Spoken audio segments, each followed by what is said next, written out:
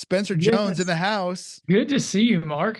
Good to see you. Hey, we had Man. the opportunity and the pleasure to work together for, I don't know, was it like a year or so? I came Yeah, it on in was, September of 2018. yeah, that about a year. I left in May of 2019, close to a year. 2019. Okay. Yeah. Yeah. All right. When did you start? I was like, how close did I follow you? You were very close. I started there in May of 2017, then left in May of Okay. Okay. 2019. So you And got so to Houston just in time. You literally just in time for Harvey. exactly like a few months before Harvey, our parents were scared to death. We were still relatively young married at that point. And man, but what a wild ride that was. Were y'all impacted by it? Yeah, so our apartment complex, we actually were in the right there in the parking lot of Okay. Houston's First Baptist Church, and I-10 was shut down. If you remember, underwater completely. We were right there overlooking it. We never lost power. Everything was good. I ran and moved my car to a parking deck over there, so it didn't get So it's flooded. up high. And Yeah. it was up high, but that was just a crazy time of. I mean, I've never lived through a hurricane like that, Right. and to be on the front lines and you're going into people's houses, and I mean, talk about Man. ministry opportunities. It's crazy. No kidding. So you moved here, did the camp stuff, and then straight into hurricane season. So that's crazy. Okay. Right into it. Well, we miss you. First of all, you have been in Alabama ever since. But for those of us that haven't had the opportunity to meet you, tell us a little bit about yourself, your family, your ministry. Kind of what are you all about? Yes, my name is Spencer, as you said, and I've been doing student ministry now for about 10 years. And so just have always had a passion for students. My dad was actually a youth pastor for 29 years. And so I grew up around going to camp. If there's any of those Laguna Beach Christian Retreat folks out there, that's where we grew up going. And so, like, just a lot of special memories of being a pastor's kid there and growing up around that. But then went to college, went to Auburn University. So I'm trying to become a full Auburn fan. They make it very hard, very Yeah. difficult to be a fan. But we're almost there. Love Auburn. Auburn is actually home. We moved there. I moved there in eighth grade, and so it's a very special place to me. Then we moved to Montgomery, Alabama, the beautiful capital city of Alabama, and we spent 2 years there and learned a lot from a great pastors, Pastor Jay and Russell, just guys who just fantastic leaders, and learned a lot from them. And then God called us out to Houston, Texas, which was a big step. We've been married 2 years, and we went out to Yeah. Houston and worked at Houston's First with Pastor Greg and Justin Holcomb and Tony Bianco, just a lot of guys, a lot of great guys out there. And that's where really learned just a ton of stuff about ministry and about camps, disciple nows, how to kind of run some of those things. And like I said, I grew up around it. It was big at First Baptist Montgomery, and it was even bigger at Houston's First, at least camp was. And man, I fell in love with that even more and just see Yeah. the impact of it. And so anyway, and now we moved to Trussville, Alabama, First Baptist Trussville, right outside of Birmingham. And we've been here since 2019. So been here 5 years, May. So it's crazy that it's been 5 years, but really seeing the impact of, as you are too, I'm sure, of being in the same place for a long period of time, and Yeah. just the benefits of your students coming back around to be leaders at all your Yep. events, and for you to be doing their weddings, and Yep. just being a part of the family and the community. And it takes time to get to that point. And so it's been very special to be a part Yeah. of where we're at now. But got two kids and a wife, obviously, and a 4-year-old and a 2-year-old, and it's just so much fun. Ministry's a lot different with kids. You've always Yep. told that, but then you actually have them, and then it really is a lot different, as you well know, with three boys, right? Three Three boys of boys. Yeah. keeping you all the time Uh going. I huh. know, sports and all those things. So Yeah. that's a little bit about me. I'll say this: we had our first dance recital this past weekend. That was big. Um, entering my wife entering into the dance mom scene. Oh man. That's a scary world. Yeah. That's a scary world. So I'll be curious to know how that goes for you as the kids get older. yeah. Our kids are currently well, I say currently, they're finishing up eighth, fifth, and third grades. Okay. Oh, And wow. so next year we're going to have one move into high school, one move into middle school, and one kind of stay camped out at his elementary. Three different schools in our community, and it's starting to really pick up. And we've Mhm. been kind of like a arm's length as far as like extracurriculars, because we're Yeah. like, hey, we're going to prioritize church, we're going to prioritize family dinners, like we're going to do our things. You can have an activity here and there, but like we're not going to be, Mhm. lorded by it. But Mhm. it's like, man, high school things take a little bit of a turn, and we've already just Mhm. like we were in a meeting and we had a recital, and it's like those are really started to pick up. So we could do a whole podcast episode on that. Yeah. Oh, yeah. But Ooh, yeah, first dance recital, love it. yeah, Um, big time. so so your dad was in youth ministry and you've been Right. in youth ministry. You just talked about you probably spoke most like congruently to what I feel, which is just kind of the longevity and what it affords you over time, which is just being able to walk with people into their young adult Mhm. years and things like that. Mhm. But Mhm. what would you say are some of your like favorite things about youth ministry? Oh, What do you man. love about youth ministry? Okay, well, a lot of things. So first is I just love how every day is different.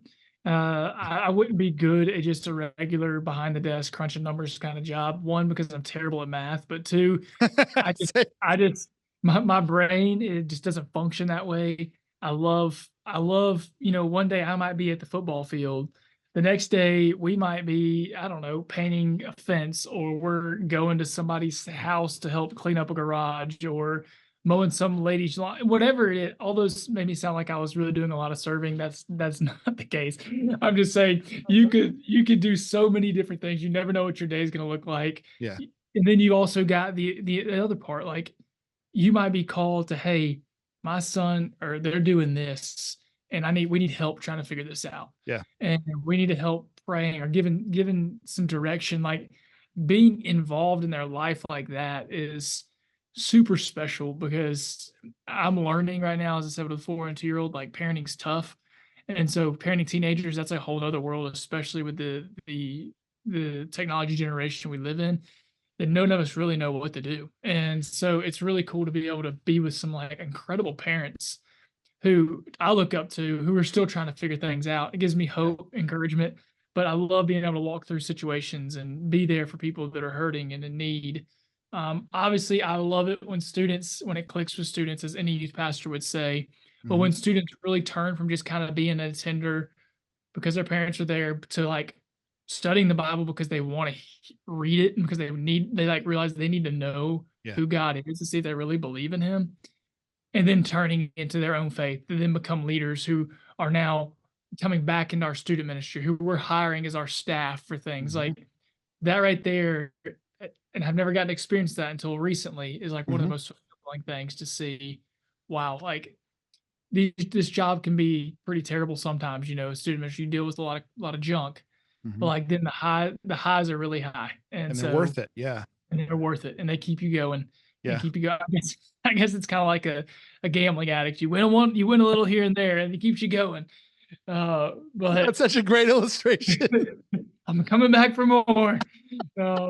And so that's kind of how I feel after camp every year. My dad always told me, never quit, never resign after camp. No. Because you're always wanting to just throw in the towel, like, holy cow. But those are some of the favorite things I just love about student ministry. That's awesome. Well, the reason that we're talking today is because you host a pretty incredible event, and it's interesting that I called you, I don't know, almost a year ago, and I was like, hey, we're going to host our first D Now, Disciple Now weekend. And for those that don't know, that's kind of like a youth ministry retreat, usually held at a church, usually kind of in past held in host homes. We'll probably talk a little bit about that and how that works now with kind of today's era. But there's usually like 3 sessions: Friday night, Saturday morning, Saturday night, and there's rec and there's fun and there's maybe a serving opportunity. But you host one that I was like, I really want to learn from you, because we're about to host one for the first time here at Houston's First. And so that turned into what our folks know as Wave Weekend, is what we called it. It was back in January of 2024. And so we're going to host our next one this upcoming January. So we're excited about that and want to promote that. But I learned a lot from you. And so I just kind of wanted to talk about that, like the Yeah. value behind it. But so give me the basics idea of what's happening at your D now. What's your like big why, and what do you see come from it? Absolutely. And it's so cool hearing how yours has started. You're going back for a second year Oh and yeah, just going to build and continue to build. D now for me personally, D now is and camp. Those two things are just monumental in my personal life mm. from as a teenager, and that's where God called me to ministry. That's where I Oh felt wow, just God's spirit just like I never felt before in those camp settings, because I feel like if we get away and change the pace, change the scenery of what our normal schedules of life are, yeah, we hear from God in yeah, different ways. And those weekends have been just Ebenezer's for me personally. And mhm, then now, just seeing the impact of them in our ministries here is incredible. And what I've come to find out is if you ask people in the church, people that are regular attenders, was your life ever impacted by a camp or a Disciple Now type weekend? And I mean, probably three quarters just yeah, about yeah, were impacted by this in some form or fashion.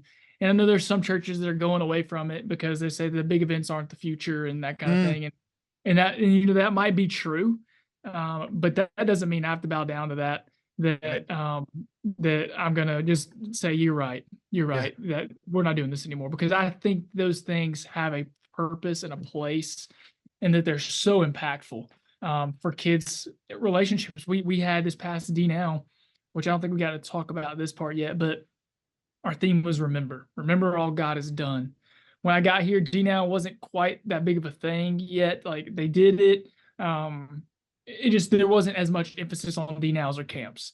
And for us, those are big evangelistic outreaches, especially D now. Camp is a little bit more discipleship oriented, but bringing in our community, bringing mhm, in the people, and they wouldn't regularly dart the doors of the church. And so it's incredible to see. But we did remember was a theme of it, and remember what God has done. Remember who we are, and we went back on the last 5 years from when we started this thing, and seeing how God had saved lives. And so we had people stand up.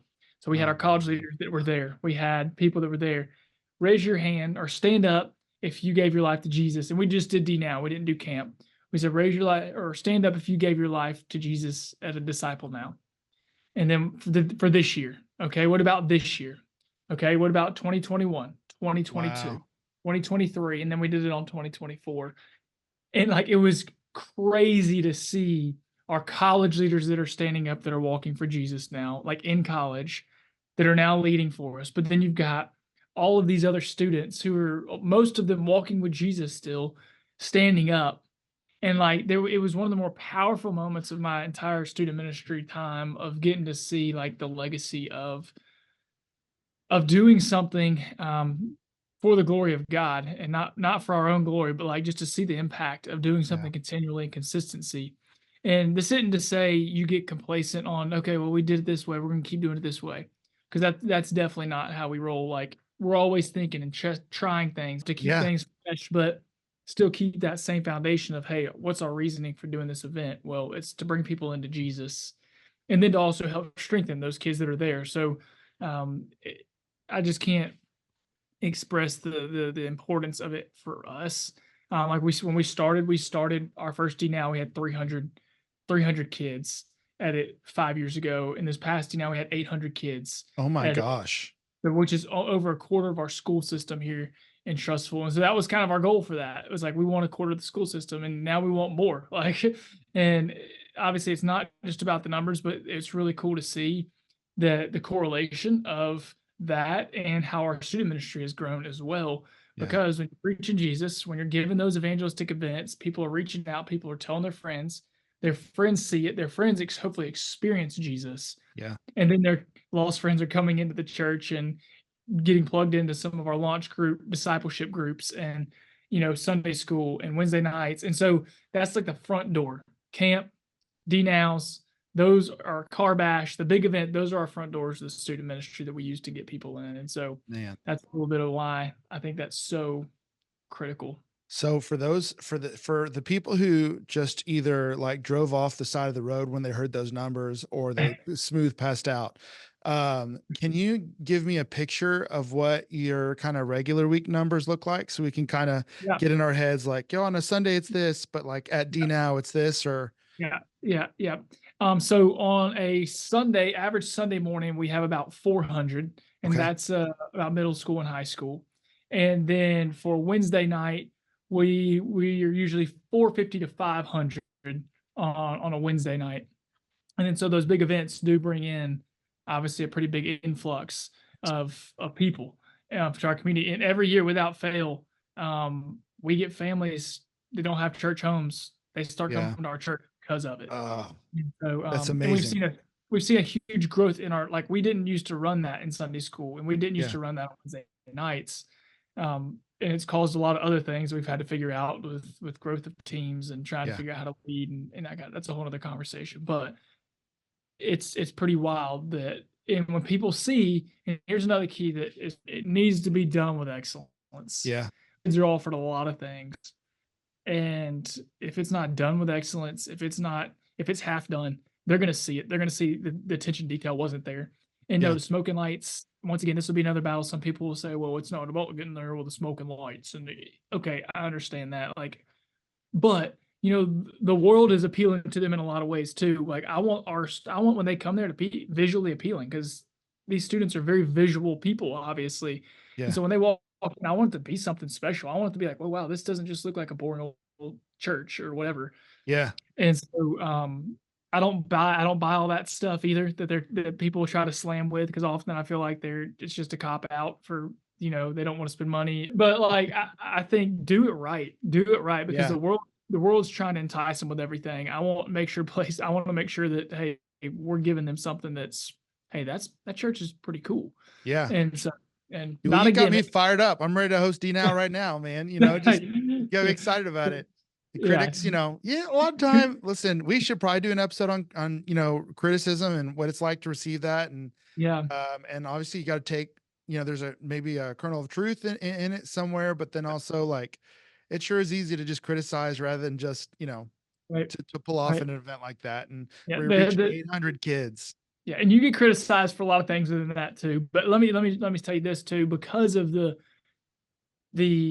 continual just how much of an impact it has on our community, the area basketball game tournaments are always that weekend. Well, Mm. this year, it got moved from a Friday to a Saturday because we had so many of the students at our event that they knew nobody would be at the game. So we worked out a deal if our kids wore our D Now shirts to the game, that they could all get in for free.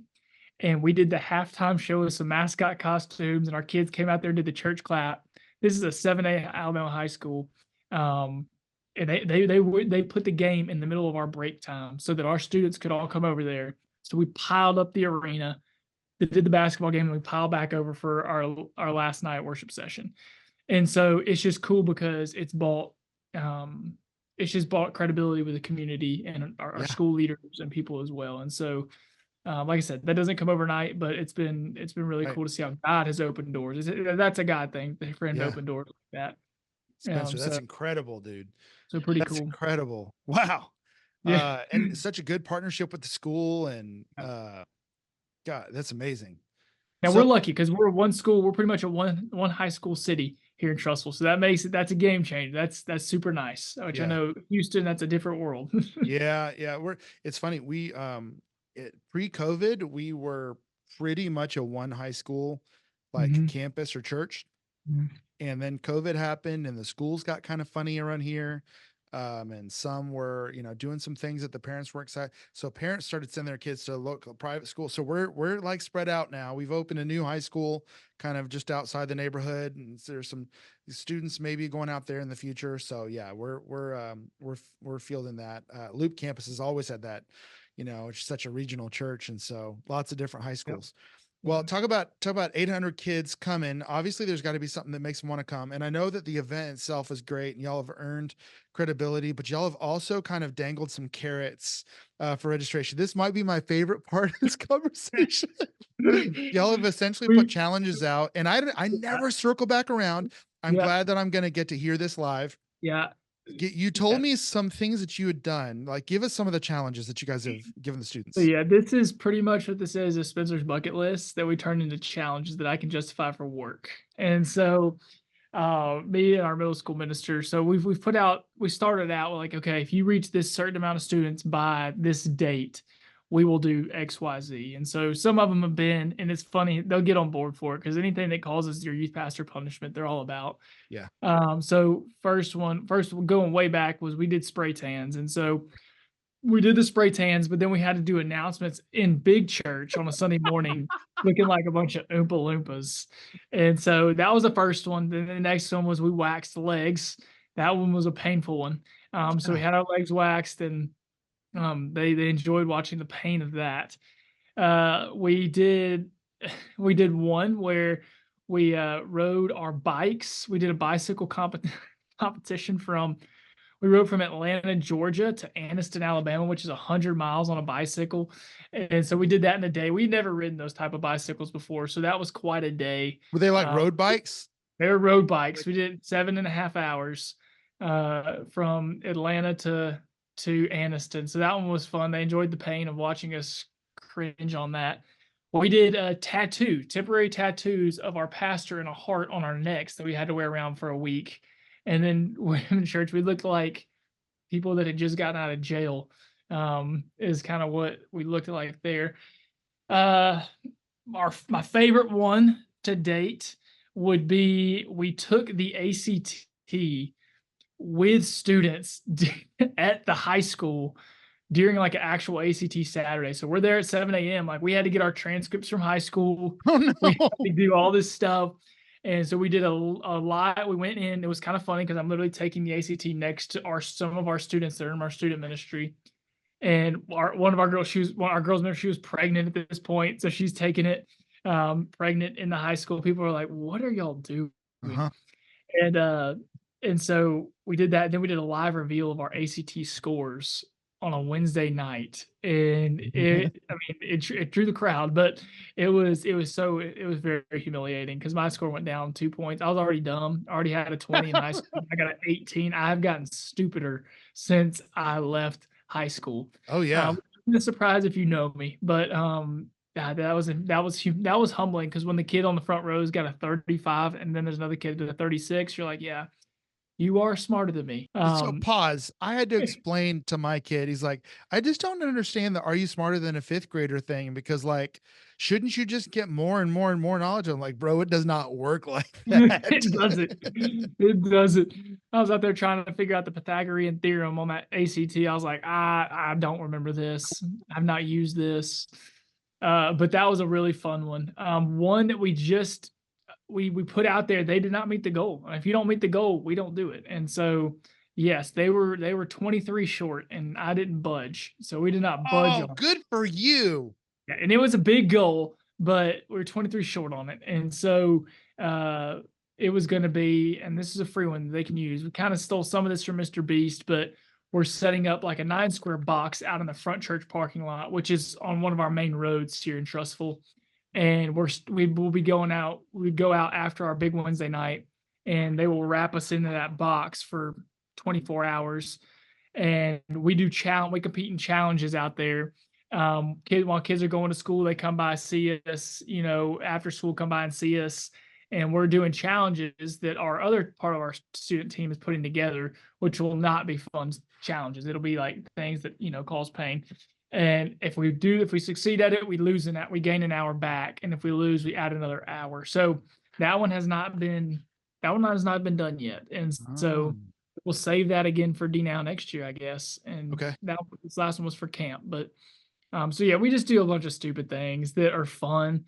And I think kids enjoy it because they're like, okay, wow, they want us to reach people. And the whole thing is, hey, invite that friend to get to invite that person that needs to come. Like, and here's an incentive, whether you care or not, you're gonna Yeah. get to see it happen. And so we've seen a lot of fruit from that Yeah. silliness. And it also it shows our pastor as well that like, hey, we're all in on this thing. Like we care for the student ministry and these students. And so Yeah. Really. next year the pastor needs a spray tan and the temporary tattoo and all that. Like I would, I'm sure he just would oh, love that. I've tried to get him in on some things. He's not in on that. He's not having that. Well, what talk to me about like the after, because I'm sure there's kids making decisions and Yeah. maybe like baptisms need to happen. Like how soon after does that happen for y'all? And Yeah. like is there any sort of like, 800 kids, that could be a lot of testimonies, a lot of baptisms. Like how does that play out for you guys? Yeah, great question. And when we first started this thing, we were not ready for that. We Mm, were not prepared. This actually goes back to Wade Morris, and we lost Wade a couple years back mhm, due to COVID. Wade's a mentor of mine, and just his evangelistic outreach of how he did things. And we had him the first year, and we just weren't even prepared for salvations. Like, I'm not sure what we were thinking. I was still pretty new at this thing, and so we weren't ready. And then since then, there's been a couple instances where we weren't expecting. I guess yeah, we doubted what God was going to be able to do wow, in those moments. And that's also another thing. We're also very careful who we let speak at these events. yeah, It's very select in how we choose who's going to speak, or offer invitations to, and make sure mhm, that they're clear with their gospel messages when they're preaching. But the follow up, so we do baptisms on that Sunday. So DNAO's Friday, Saturday, and we have that Sunday service is one of my favorite services of the year because everybody's in there. There's only standing room only in the mhm, sanctuary. We start out with church clap in we're a First Baptist church, so it's like it's a it's a different vibe in there, and everybody's down front, everybody's worshiping, and we keep the band plays. Whoever play at DNAO plays for us on Sunday, and then we have baptisms in service, and that can range from 20 to 50 kids getting baptized in a service. And I say that, but there's a lot of work that goes into that between that time frame. So we have teams set up after we have our decisions team. So all our Sunday school teachers are in the back receiving kids on that Saturday night decision time. mhm, They've got their cards, they're filling out. We have all that going right into a system, our Google sheet that's giving us, okay, here's who's made this, good, here's who's made that. Those teachers are then calling the parents right then. They're letting the kids call them, and they're talking with the parents right then about, hey, if it's a salvation decision and yeah, baptism, and they're talking about, hey, okay, your child they say, hey, I just accepted Jesus and I want to be baptized. Well, then that adult leader goes and they talk with them about it, and we get permission. Obviously, hey, we are baptizing tomorrow if you want that, or if you want to wait and talk with your child, yeah, and y'all figure out another date. The baptism waters are open every Sunday, mhm, and so we're very intentional with making sure that we're catching them like that mhm, on that day. Well, then we'll follow up with them obviously that next week after baptism if they get baptized, or even if they didn't, we're following up that next week as our team. We're dividing up. Okay, hey, where's this person at? Who are their friends? Trying to get to know them a little better, and then working on getting them into what we call launch groups, which is small groups that are reading through the Bible throughout the year. wow, And it is now led by our students. So our sophomores, juniors, and seniors are leading launch groups. So they're a core team, and they've all got students in their group, and then we've got some adults involved as well. And so our goal is to read through the entire Bible within 7 years of them being in the student ministry. So we just went through Matthew our first launch, and then we just went through Galatians, Ephesians, and Galatians, Ephesians, and Philippians, I think was this one. And we just do that in launch two. And so they're reading the Bible because we found that most of these kids aren't reading their Bible. right, Um, we did a survey of our student ministry, and uh, 25% of them didn't open their Bible once during the week. 75% of them didn't open their Bible 3 times or less during the week. And so wow, those launch groups were formed out of that, but it was also formed to give our people that are making these decisions a place to go, yeah, to dive into. And then we have like a next steps class. We had a next steps class, and we've kind of dissolved that because it didn't work well. And it was kind of where we have like a pretty much like a new member type class for them, but it right, was really too much information in one time. And so mm, we've kind of switched that up into funneling that into more of our launch group times, and our launch group launches is kind of we cover those things and that. And so that's where our follow-up is now for those events, and camp looks a little bit different, but it's very similar that we do baptisms on that Sunday coming back from camp, and, um, yeah, it's that was probably one of the more critical parts of one of those weekends, is not what all you do before, but what you do Yeah. after to, make sure those kids aren't just falling off the tracks or Yeah. lost, like they don't know what to do next. Man, that's so good. First of all, I need to probably have a conversation with you about launch because I'm interested in learning more about that, maybe offline sometime. And two, what I want to just affirm about your church and mine is that our campus leadership was like, absolutely, you should have the worship band lead on Sunday, and we should Mhm. do baptisms as soon as possible. Now we had a baptism day scheduled for like the Sunday after that Mhm. Sunday, and so I was like, it gives us a little more time to kind of counsel and whatever. I love the idea of doing it that Sunday. I was a little afraid of like, can we counsel that many students? Of Yep, course, if you can counsel, to 15, yep, 20, out of 800, like my goodness, yeah. So yeah, that's incredible.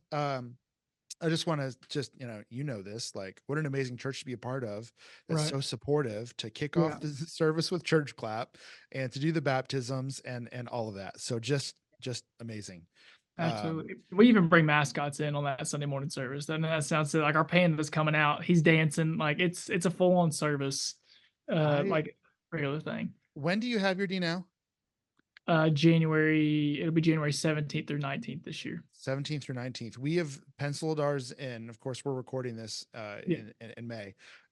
We've penciled ours in for kind of January 24th through 26th, Okay. that Okay. next weekend. Okay. Wondering if I could come see yours before we go do Come ours. on and That's hang that's out. awesome. We got a special thing gonna happen Friday night this year. So Okay. I'll tell you about it offline just in case. Okay. Okay. Yeah, I can't wait.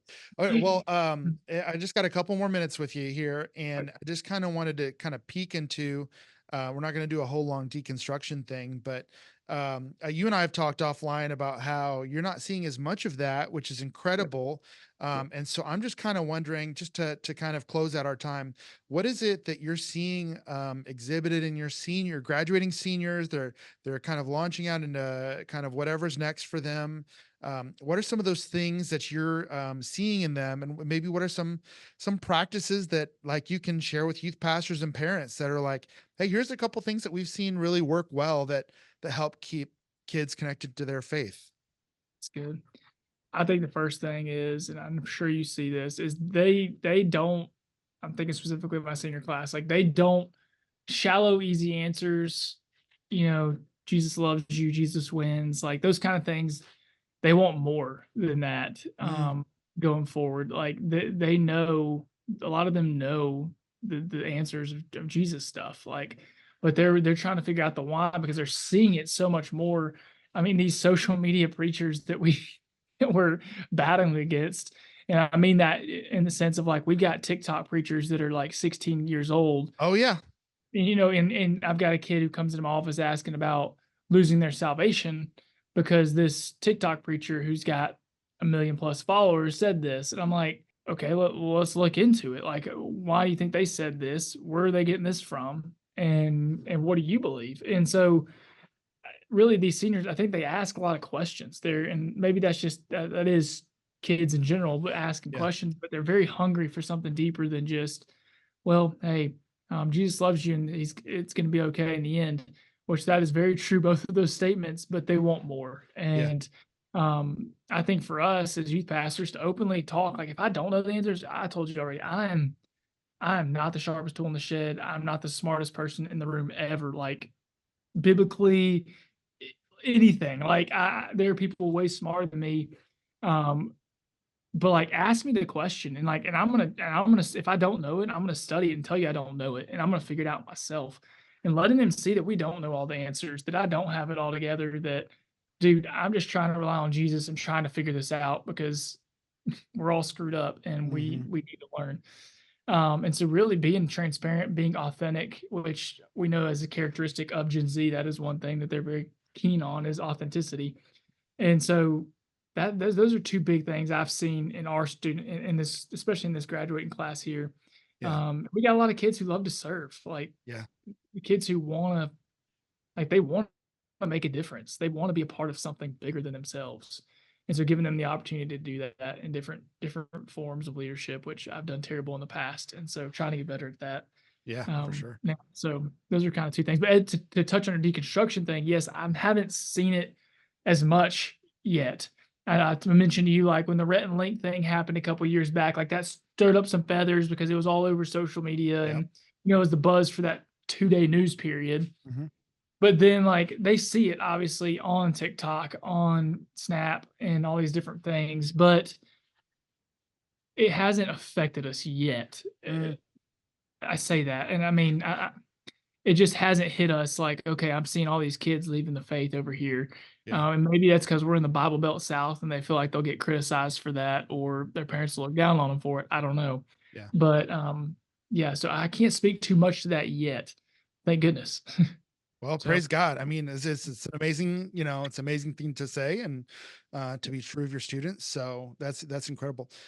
Well, Spencer, dude, thank you so much for taking the time. It's been helpful. We're, as we ramp up and we're getting excited about Wave Weekend, thank you for sharing kind of a little bit about what that means to your church. And I think it gives us something to shoot for as well. So absolutely, it's good talking to you, Mark. I can't wait to hear about Wave Weekend round 2.